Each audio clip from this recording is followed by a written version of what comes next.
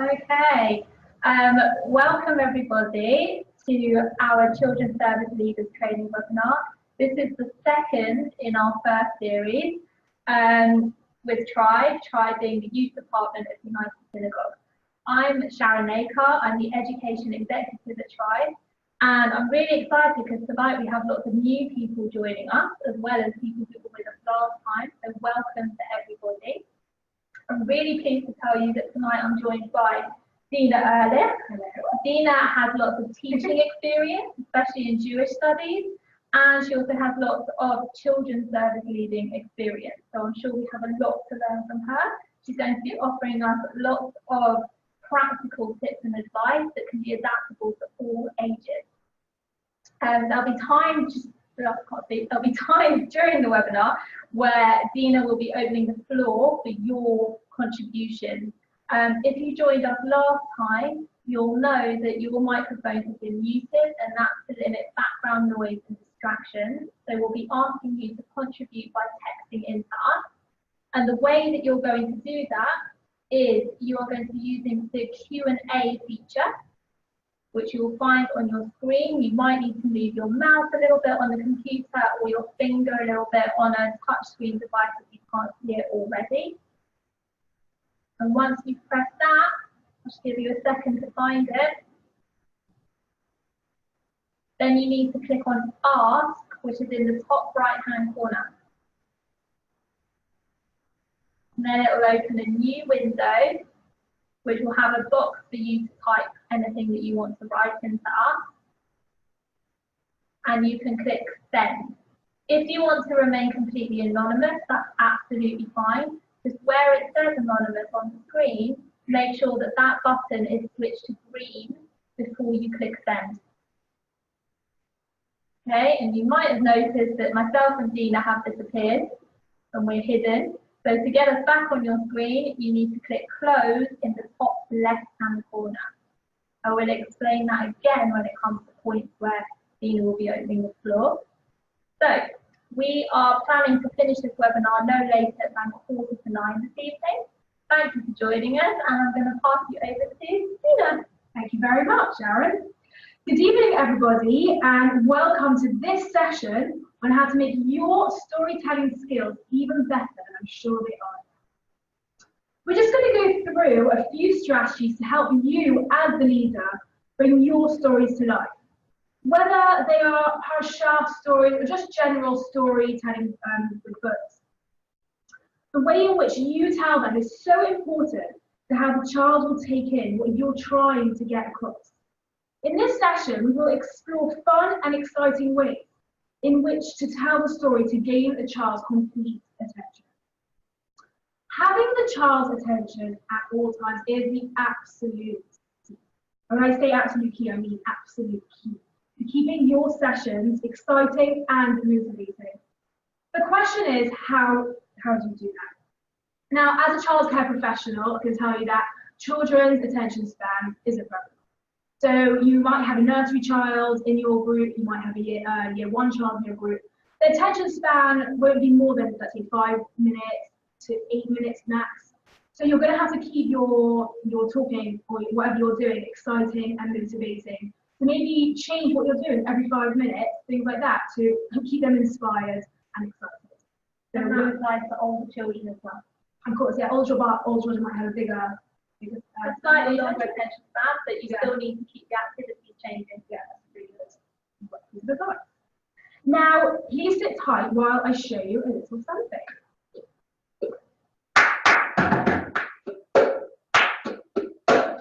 A mouse took a stroll through the deep dark woods. A fox saw the mouse, and the mouse looked good. Where are you going to, little brown mouse?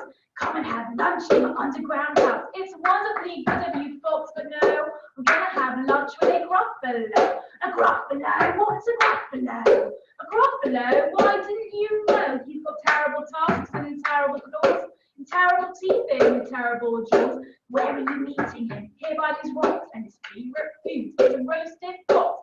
Roasted fox? I love foxes. Goodbye, little mouse, and away he sped. Silly old fox, doesn't he know? There's no such thing as a gruffalo. Oh, on went the mouse mouse through the deep dark wood. An owl saw the mouse, and the mouse said, "Where are you all going to, little brown mouse? Come and have tea in my treetop house. It's wonderfully good of you, owl, but no, gonna have tea with a gruffalo. A gruffalo, what's a gruffalo? A gruffalo, why didn't you know? He's got knobbly knees and turned out toes and a poisonous wart at the end of his nose. Where are you meeting him? Here by the stream, and his favourite food is owl ice cream. Owl ice cream, twin-to-woo! Goodbye, little mouse, and away he flew. Silly old owl, doesn't he know? There's no such thing as a gruffalo. Now I'm going to show you a little bit of storytelling from a book. We're just going to skip to the end of the story, like this. "It's Fox," said the mouse. "Why, Fox? Hello." The fox took one look at the gruffalo. "Oh, hell," he said. "Goodbye, little mouse." And off he ran to his underground house. "Well, Gruffalo," said the mouse, "you see, everyone is afraid of me, but now my tummy's beginning to rumble, and my favourite food is Gruffalo crumble." "Gruffalo crumble?" the Gruffalo said, and quick as the wind, he turned.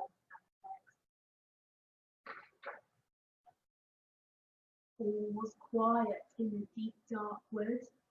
The mouse found a nut, and the nut was good.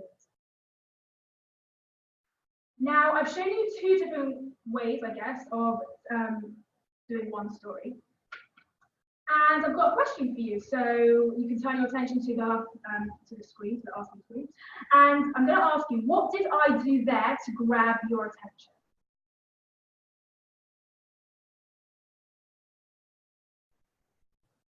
Okay, so if you're using the Q&A feature, find the Q&A button, click on Ask in the top right-hand corner, and then send us your comments. Remember, you can stay anonymous if you want to. Gave the story rhythm, says Miriam. Definitely did. I think that's really great for the kids. It keeps them excited. It keeps them motivated to keep on listening to you.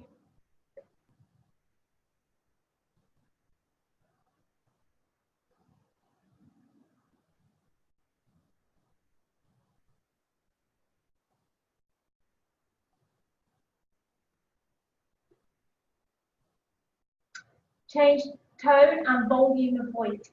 I definitely did that, and that does. It keeps things exciting, keeps things fun, and that's really all you need. Yeah, that was from Gail.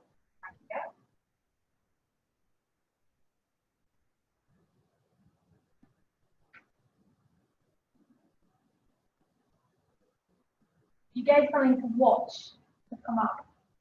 Oh, right. Yes. Someone anonymous. I did give something to watch, which is really, really good. Something visual is really great for children and also grab their attention. There are some children who haven't got a great attention span, even when you're doing something exciting. So they do have something to look at. That is also really, really good. So what we were talking about before as well is that to give children something that they can hear and something that they can see is great because it uses different senses at the same time. Anything multi-sensory really will bring most children in, and that's fantastic for including everybody as well. So yes, I changed my voice. I also used the cup for the beat. Just saying that I did use the cup instead of drums because it's Shabbat and that is Shabbat friendly. Sorry, Gail just also said, oh yes, it's something they can visualise. You've got the voices of the animals. Yeah. You've opened up their imagination. Yeah, that's really great. Thank you. My voice did go up and down, as someone said, and I made different faces, which is also really good. And I kept eye contact with every child. Obviously, you have to imagine I had a group of children in front of me, but I tried to always like look at you when I was telling the story, when I was doing the cup, and keeping their eye contact is also really good because it keeps them like with you.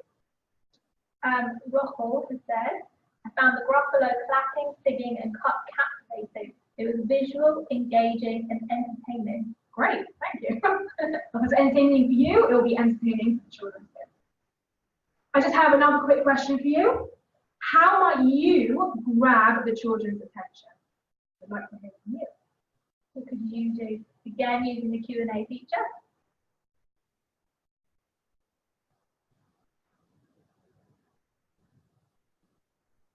Oh, Gail says something unexpected. Absolutely. Children love a little bit of unexpected. Anything unexpected is great. Bring props. Miriam says bring props. You've got some spend, dressing up. Okay, these are all things we are going to talk about. Especially if they're different. If it's something that you don't do all the time, it gives children something to think, hang on a minute, what's going on here? I should be listening, I should be paying attention.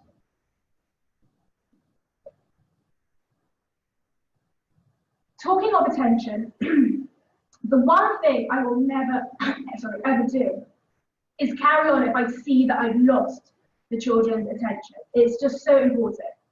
Just for a moment, I will pause. So if I see, let's say I'm telling a story and I hear like a little bit of chatter, so I'll be telling a story and I'll be talking and all of a sudden,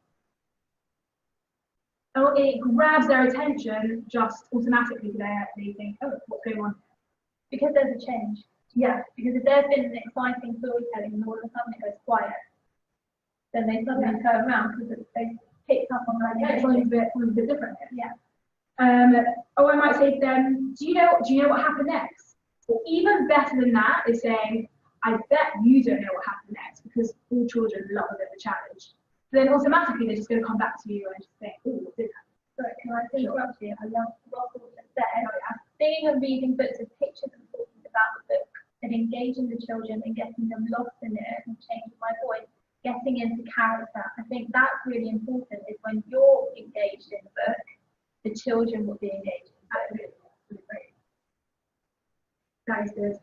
Now, something else that I will just say, that if I feel like I've completely lost their attention, that like a lot more children are talking, or I just feel like I'm really not motivated, then I'll sing a song to bring them back. Now, a great way to do this is, if any of you know the song Frere Jacques, it's you can use anything. Say, you know, who is listening, listen to my story, anything like that. And songs always bring the children back. Especially when they have to repeat it. Yeah. So it's a great repeat. Yeah, so Frere Jacques is a great tune because they have to repeat the line. Yeah, you can use any words you want. All these things are so important to keep the child's attention, and that is exactly what now we're going to move on to know your story inside out and back to front.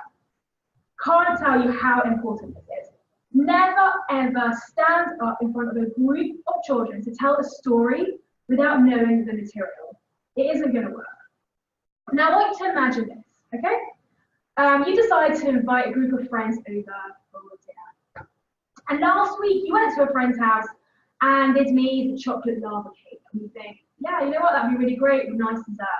So, oh, you know what, actually, I'm sure I know how to bake it, because I know how to make chocolate cupcakes.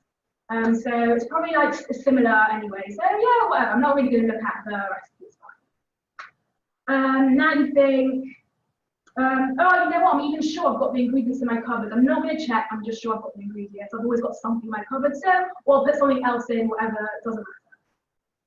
Then it comes to baking time, and you wonder why your imaginary lava cake looks like a dried up piece of wood. So I ask you, would you guess the ingredients and then blindly try to make something specific out of the 3 ingredients you might have in your cupboard? Of course not. You would check them up, write it down, be prepared, and then think. Right? It's exactly the same with stories. When you tell a story for the very first time, you need to know what is happening on the very next page before the children know. So before the children are listening to your story, you think in your head, oh, I know the fox is coming round the corner. Because then you can make it exciting, you can make it motivating, you can give it character, rather than telling the story at the same time and understand it. So you have to make the story exciting and come to life. And this applies not just to storybooks, but knowing the parasha too. So this is obviously a children's service leaders. So you are going to be talking a lot about the parasha. Now, between you and me, the parasha can get dry, it can get boring. It's up to you to make it so exciting. You have to read through the parasha story before you come into the session. That's an absolute fact, right? Parasha can be boring, as I said. It's up to you to make it as exciting as an adventure story. Now, you can make anything exciting, okay? So here I have a table. I'm going to talk to you about it. This table is brown and it has 4 legs. And you know what else? You can fit 4 people around it. I mean, how exciting does that table sound to you? Wow. Right? Now, this is a table, yeah, it's got 4 legs and I think you can fit 4 people. Anything you can say, if you say it with excitement in the right voice, makes it just exciting. So that is basically what you have to do. But I personally think parasha is important, very important, more than general storytelling, because at the end of the day, it's a children's heritage. It's their Jewish past, their present, and their future, and it's something that they will go through life listening to. So if you can make their foundation exciting and motivating, you've done a really, really great job of that. You have to know the timeline and the story by heart. Know the details and who says what to who. It's really, really important not to get mixed up, because you're going to mix up, the children will get mixed up, and at the end of the day, as I said, it is their foundation. If you don't know the story, you'll be working it out at exactly the same time as the children, and you won't have a chance to concentrate on it or make it fun and exciting, because you're just busy thinking about, oh, what is the story about? If you get a chance over the course of the week before your children's service, try to practice the parasha or the festival story a few times. Maybe use different techniques, like use a different voice or props or actions. Just think about different things that you might want to bring in, and see what works best for you. Everyone works in a different way. Some people, like, books are better for them, some people props are better. And actually, when you're practicing it, it doesn't have to be necessarily that you have to sit down every time and put aside half an hour to practice it. It might be that the first time, yes, you need to read it, but once you've done that, then over the rest of the week, you can practice it in the car, you can practice it whilst you're, I don't know, chopping vegetables, whilst you're doing the school run, whatever you want to do, you can practice it at any point. If you're just using your voice, it's fine. Absolutely. And if you go in well rehearsed, it can really boost your confidence as well, which from experience as a teacher, makes the whole job so much more enjoyable. Just prepared. It's enjoyable for the teacher or for the children's service leader, and it's also enjoyable for the children. It's enjoyable for everybody. Like I said before, if you're enjoying it, the children will enjoy it. Absolutely.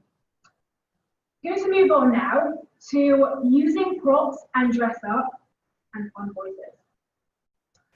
Every story you tell has a character, has a setting, has things happening inside it. You need to think about your story. What is your story about? Does it involve animals? For instance, when we learn about Rivka and the camels in Parashat Sarah, before I went into class, I printed out, here's a camel. Okay. I printed out 10 camels, and each one has a number on it. So just to clarify the story very quickly, very briefly, was a lady called Rivka or Rebecca was standing at a well, and somebody called Eliezer brought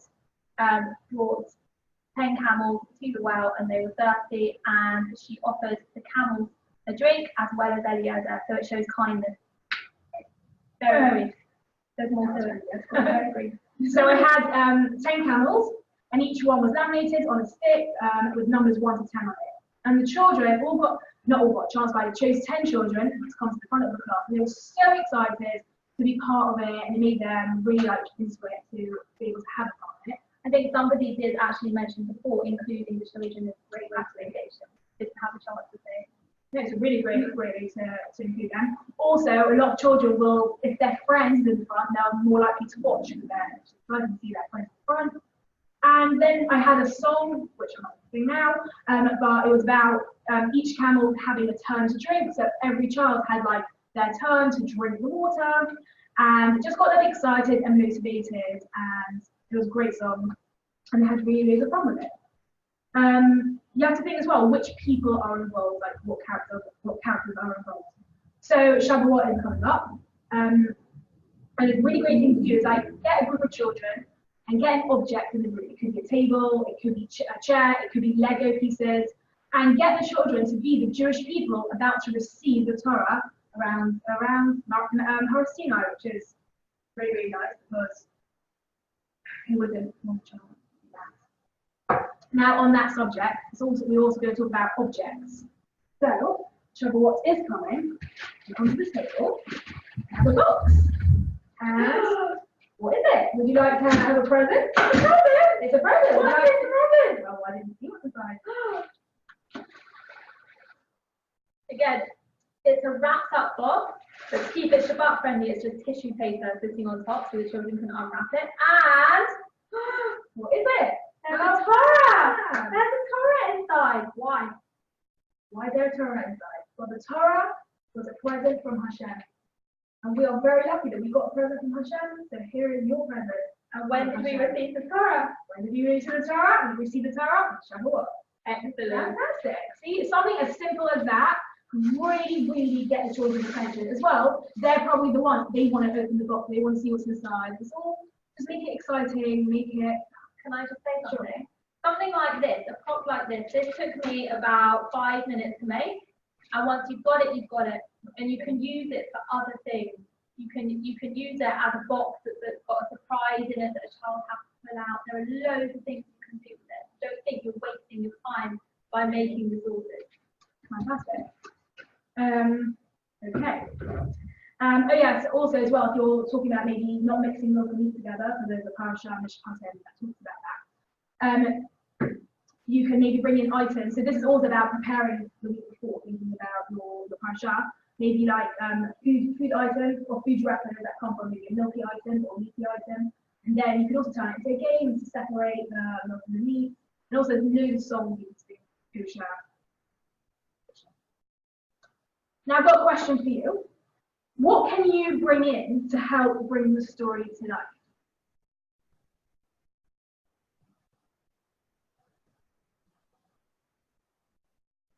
Again, using Q&A feature. How can you bring the story to life?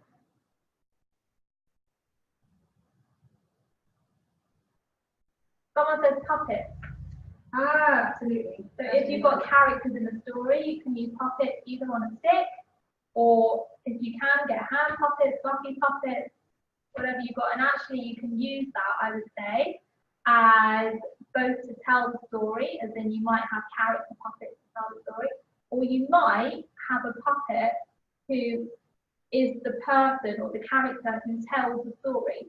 So it can be anything, it can be a bear, it can be a frog, anything you want, and that's the thing that tells the story. So that's another visual thing for the children to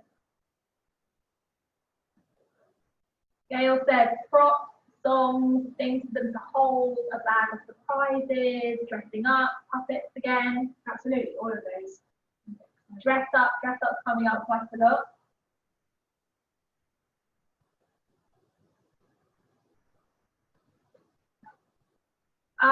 So Miriam said you can do a story about which mountain. There's a story given to us by a rabbi that says which mountain was used.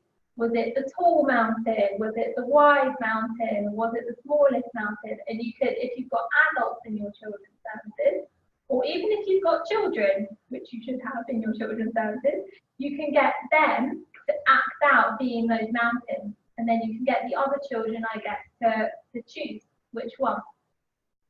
Great, thank you. Thank you. In a younger children's service, you might be acting out a little girl getting ready for Shabbat. So she might have set her table with a challah, with a bag, and with her kiddush cup, and with her candlesticks. This could also be for boys. Absolutely, yeah, absolutely. Egg out all boy. And then they may be making chicken soup.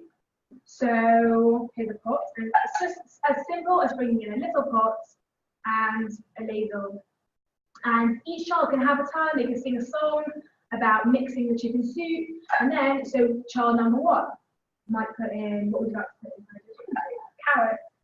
Child number one wants to sit in their chicken soup. They sing a song and they mix it around. Now we'll go to child number two. What would you like to put inside your chicken soup? Celery. Brilliant. You can mix it, fantastic. See? So everyone can have a chance and get involved. And sometimes they will be silly and they'll put in marshmallows or chocolate, and that's great because it's all about getting the imagination working. So that's fantastic. Okay. Are you going to be a monkey or a tiger? An old man or a baby? Depends on what your story is. If your story has an old man in it, maybe practice an old man's voice. Just gets them excited, keeps them interested. There's a tiger in your story, try and make something rough voice. And just brings it a bit alive for children. So use different voices. Now, talking of props, I'm going to talk a little bit about what I did when it came to Parashat Bo. So in Parashat Bo, we do talk about the beginning of the 10 plagues. And the first of the 10 plagues is the plague of blood, of the water turning into blood, which was done. Now, before the lesson, I had prepared a cup with a bit of silver at the bottom. And before the lesson, I had put in some squash. And I use squash because on Shabbat it's fine to use squash and a bit of water. And I did this before the lesson, but I just wanted to show you what I did, exactly what I did. Now, in the lesson, I was talking about the plagues, and we spoke a little bit about how the Jewish people did get water, and the Egyptians, the water type of blood. So, would you like to be my Jewish person, and I'm going to be the Egyptian person? Sure. Okay. Sharon's going to be my child, my Jewish child. I'm so thirsty because I haven't been able to drink anything for like 3 whole days. Everything I drink is just blood, and I can see you've got water. Can you please do we have some of your water? Oh, thank you so much. Oh, she's giving me water. Oh, so, oh my goodness, my water turned into blood. Now the children absolutely loved it. They were going wild, like, oh my goodness, is that really blood? You're going on and on about it. Obviously, I told them a little bit about what I did. I didn't want them to think it was blood. But we spoke a little about it, and I knew that they were motivated and excited about it because they even came to me about 4 months later and they said, do you remember that thing that you did? And the water turns into blood. They were just so excited about it. And then I think basically it's about adding that wow factor that will stick in their minds for a long time. Because if you can do that, then you've got it. You've got it stuck in their mind. They're talking about it a few months later. And it means that they're thinking about it in their daily life, which is really great. Another thing you might do is when it comes to Parashat Noach, maybe separate the children into pairs, and give them each an animal. So one pair is a tiger, one pair is snakes, one pair are chickens, one pair is a dog, and then you can sync the animals one in 2 by 2, and you can make a little arc, maybe with chairs, whatever it is, and you say while you're singing it, each pair gets their turn, and maybe they have to crawl or they have to move like the animal, or as well make a noise like the animal. So they get really excited. They love turning into animals. So that is great. Another little example as well is Parashat B'Shalach, when the sea splits into 2. So you can get rows of chairs like this, and you can do like the walk from Egypt, and oh, it's really hot, it's tiring, and you do like the matzah, the dough turning into matzah like that, and then you can go into oh my goodness, behind us is the Egyptians. They're trying to chase us again, and in front of us is the water. What's going to happen? And then Hashem makes a miracle and splits into 2, and then we go through, and it's all exciting. And when you're involving the children, then can I just jump in? When you said that you've got the Egyptians running behind you, and then you've got the water in front of you, and oh my gosh, what are we going to do? Open it up for the children. Let them think about what's going to happen next. That's really, really good. Get them much more involved and more excited. Engages their mind. Absolutely, that's really, really good. So I've got a question. Have any of you done anything with a wow factor that you would like to share? So I would love to hear it.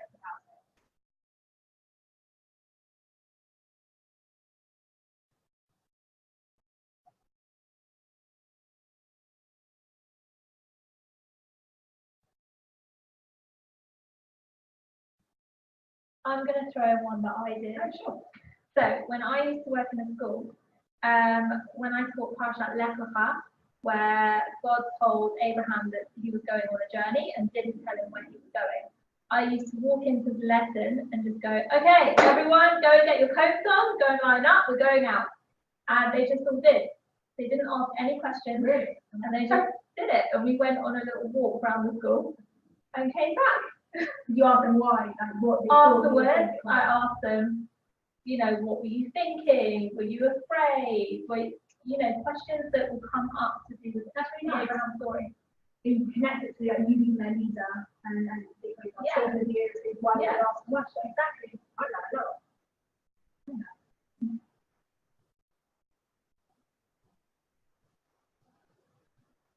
There's so many things you can do with that factor. It's just about using your like being creative and just thinking out the box. Yeah, which is really great. There is something else I did do. Don't know if it's social but friendly though, because it was in Parashat Chukat when Moshe took a stick and he hit the rock. So I took a paper mache box, didn't you? But like, and then I put water glue under it and then covered it up and then he hit it. And just brilliant. The their faces are just wow. Yeah, that's when you know that. They're listening to it. Okay, great. Now I'm going to talk about get the children involved and let them climb aboard and journey with you, which I think is an absolute key in keeping their attention. I'm going to ask you a question. Have you ever been to London town and watched those street shows, you know, the really fun ones where everyone's coming and clapping? Now, how well do you remember the act? You may remember one or two things, little things. You may remember what the guy looked like, potentially. You might not remember everything. Now imagine you were the one to be called up as a volunteer to be the performance assistant. You're going to remember so much more about how things happened and where people were standing or sitting and what you had to do and people's reactions and you know, if something went wrong, you'll remember it and all those kind of things. Now put yourself in the child's shoes. If you're telling a story, they can sit and listen and they may even remember what you said or what the story was about. But if you get them actively involved in the story, they will remember a lot more detail. Even more importantly, they'll be excited about it. They'll get involved, they'll be happy. They're happy to do it. They love coming out to the front, any opportunity that is there. I have a question. How can you do that in your children's life? How can you do that? We just have Russell telling us something about when her teacher used to get the children in her class to use all 5 senses. So they were given a sweet in this case, and they had to hold it, they had to smell it, they had to look at it, listen to it, and eat it. So it was using all 5 of the senses. That's great. You could do that with a piece of fruit as well. You could do that actually coming up to Parashat Shlach Lecha, because in Parashat Shlach Lecha, 12 spies have been sent to Israel, and they come back reporting of giants and bringing back giant fruit. So it actually fits in very well.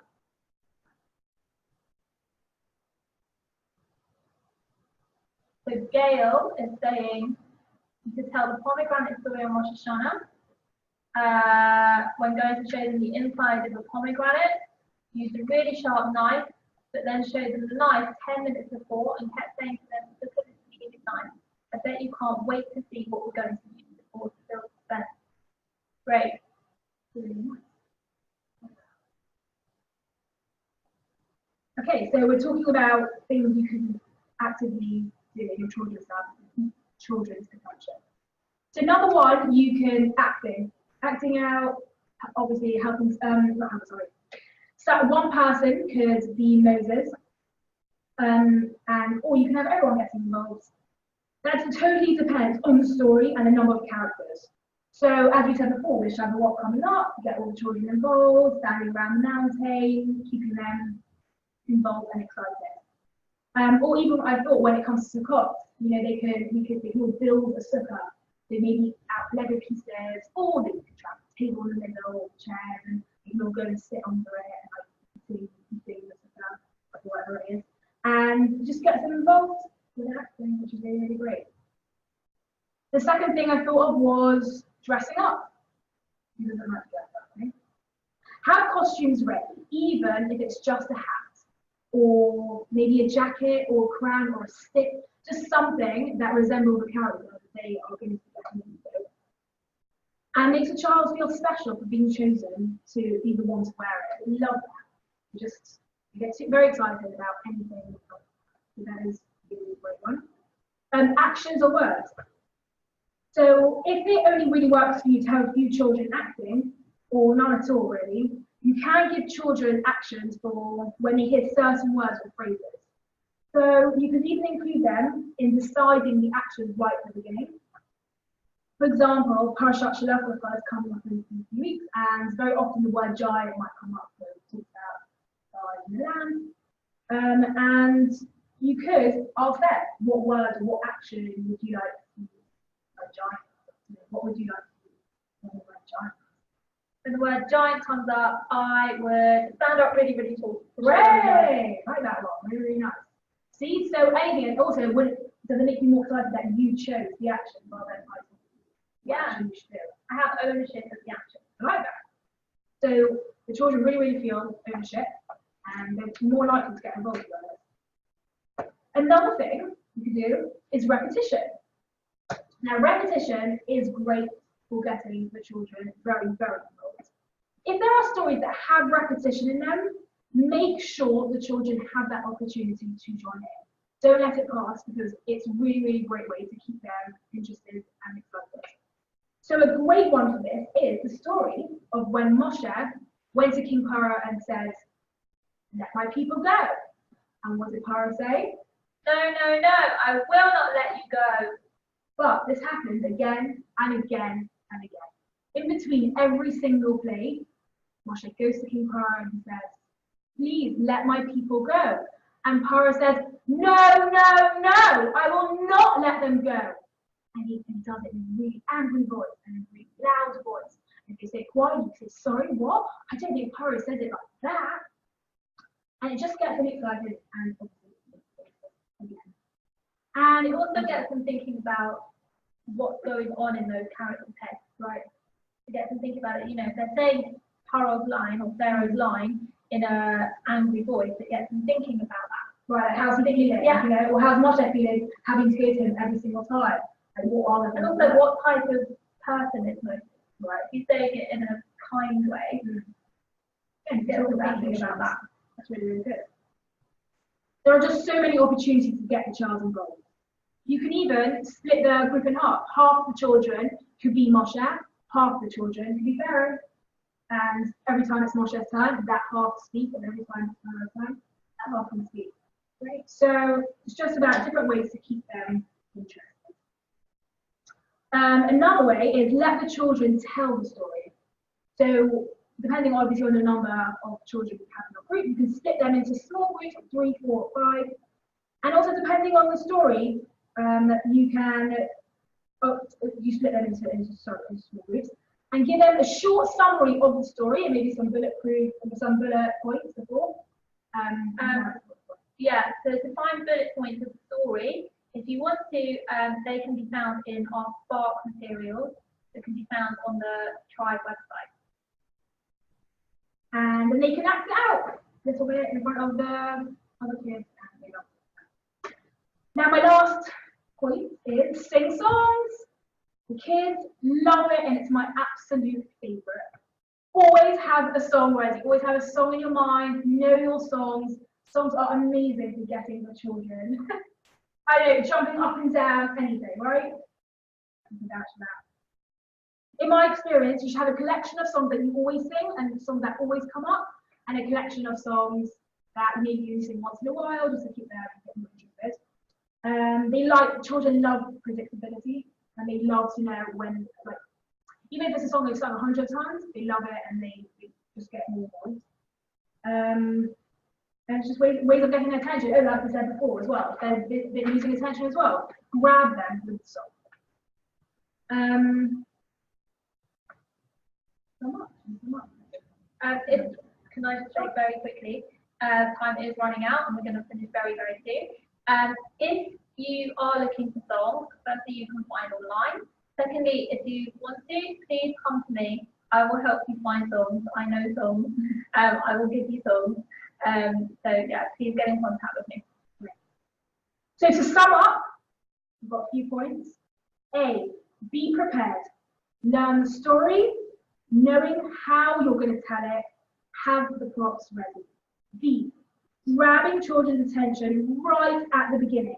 Lots of different things for them to focus on, sound, music, obviously music means singing, voice changing, pictures to look at, and eye contact, really important, eye contact. C, involving the children, giving them roles, and D, singing. Great. Fantastic. Okay, so just before we end off, I want you to just have a look over here. You may have seen that there was an object that's been here the whole time. And just to build a little bit of suspense, I wanted you to think about it. Now we're going to come to it, and I'm going to tell you just one way that I've used it. It is literally chairs and a bed sheet. And it makes a fantastic tent. There's a story about Abraham, and he welcomes guests into his tent and feeds them there, and lets them wash their feet there. And it's about hospitality and being kind to guests. So it makes a fantastic tent, and the children can really open up their imaginations and get involved in using it. It's a fantastic prop.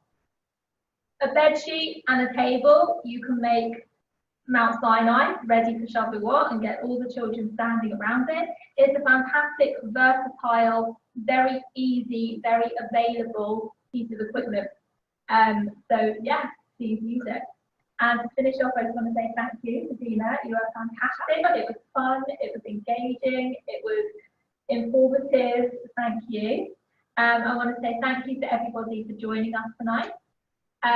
You will be getting an email tomorrow with a link to a very short survey. Please do fill in that survey. It's really, really helpful feedback when you do.